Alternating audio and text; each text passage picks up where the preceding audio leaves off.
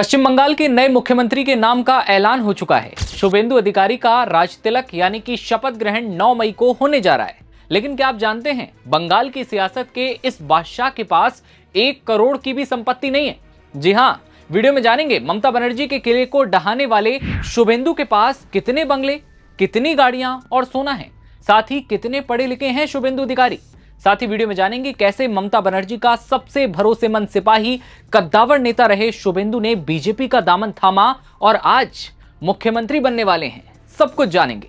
सबसे पहले बात प्रॉपर्टी और पैसे की कर लें तो चुनावी हलफनामे में उन्होंने पिछले 5 सालों की अपनी कमाई का खुलासा कर दिया है। आलीशान महल, लग्जरी कारों का काफिला, करोड़ों रुपए की जमीन और सोने के भंडार, ऐसा कुछ भी बंगाल के नए सीएम के पास नहीं है। उनकी कुल नेटवर्थ 85.87 लाख रुपए बताई गई। पूरे 1 करोड़ रुपए भी उनके पास नहीं है।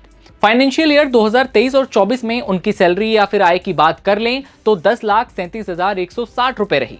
सबसे बड़ा उछाल आया फाइनेंशियल ईयर 2024 और 25 में, जब पश्चिम बंगाल विधानसभा के नेता प्रतिपक्ष की सालाना आय बढ़कर 17,38,590 हो जाती है। इस तरह 2020-21 की तुलना में उनकी सालाना कमाई लगभग 2 गुनी से ज्यादा हो चुकी थी। हालांकि आय बढ़ने के बावजूद उनकी कुल घोषित चल और अचल संपत्तियों के मामले में बिल्कुल उल्टा रुझान देखने को मिला, जिसने सबको चौंका दिया।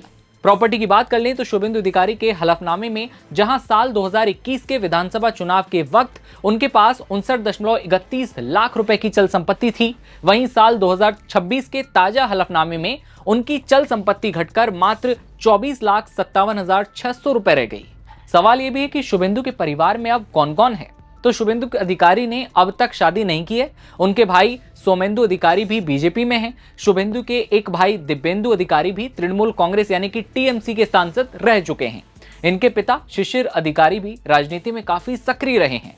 शिशिर अधिकारी 3 बार सांसद रह चुके हैं, यानी कि पारिवारिक पॉलिटिक्स जो है इनकी शुरुआत से जारी है।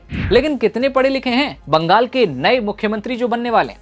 जवाब है कि राजनीति के दांवपेच में माहिर शुभेंदु पढ़ाई के मामले में भी मजे हुए खिलाड़ी हैं। उन्होंने नेताजी सुभाष ओपन यूनिवर्सिटी से अपनी मास्टर डिग्री हासिल की। शुरुआती जीवन पूर्व मेदिनीपुर में बीता। जानकर आपको हैरानी होगी कि राजनीति की व्यस्तता के बावजूद पढ़ाई से अपना नाता शुभेंदु अधिकारी ने कभी नहीं तोड़ा।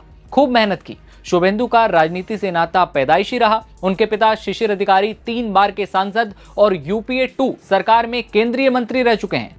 राजनीति की शुरुआत शुभेंदु ने 1995 में की, कांग्रेस के साथ पार्षद के तौर पर। 1998 आता है और जब ममता ने टीएमसी का गठन किया तो शुभेंदु अधिकारी का परिवार उनके साथ हो लिया। और फिर आता है साल 2007 का वो दौर जिसे कोई भूल नहीं सकता। शुभेंदु ही वो नेता थे जिन्होंने नंदीग्राम में भूमि अधिग्रहण के खिलाफ आंदोलन की कमान संभाली, जिसने 2011 में 34 साल पुरानी वामपंथी सरकार को उखाड़ कर फेंक दिया। याद रहे कि टीएमसी में वे दूसरे सबसे ताकतवर और कद्दावर नेता माने जाते थे। परिवहन और सिंचाई जैसे बड़े मंत्रालय, जी हां, ये 2 बड़े मंत्रालय कभी ममता बनर्जी की सरकार में शुभेंदु ने संभाले। लेकिन अभिषेक बनर्जी का कद बढ़ने के साथ ही उनकी दूरियां जो हैं बढ़ती चली गईं। साल आता है 2020 में जब वो इस्तीफा दे देते हैं और दिसंबर 2020 में बीजेपी का दामन थाम लेते हैं। भवानीपुर में ममता दीदी का किला ढहाया और उसके बाद ऐतिहासिक नतीजों में शुभेंदु ने भवानीपुर सीट पर ममता बनर्जी को हराकर यह साबित कर दिया कि नंदीग्राम की जीत कोई तुक्का नहीं थी। इस बड़ी जीत के बाद बीजेपी ने उन्हें सीएम पद का सबसे प्रबल दावेदार माना और भारतीय जनता पार्टी की बम्पर जीत में सबसे अहम भूमिका निभाने वाले शुभेंदु अधिकारी पश्चिम बंगाल के मुख्यमंत्री चुने गए। पार्टी ने इस पर मोहर लगा दी है। खुद अमित शाह ने गले लगकर उन्हें बधाई दी है और कहा है कि पूरे जो हमारे संसदीय बैठक हुई उसमें शुभेंदु अधिकारी का नाम सबने फाइनल किया, कोई दूसरे नाम पर किसी ने जिक्र तक नहीं किया। और इस तरह से अब शुभेंदु अधिकारी शपथ लेने जा रहे हैं 9 मई को। उनकी प्रॉपर्टी की बात हमने आपको बताई, कितने पढ़े लिखे हैं, साथ ही ममता का किला कैसे ढाया उन्होंने। ये स्टोरी आपको कैसे लगी ये कमेंट सेक्शन में बताइएगा। और देश दुनिया की हर खबर देखते रहने के लिए आप बने रहिए नवभारत टाइम्स के साथ। नमस्कार।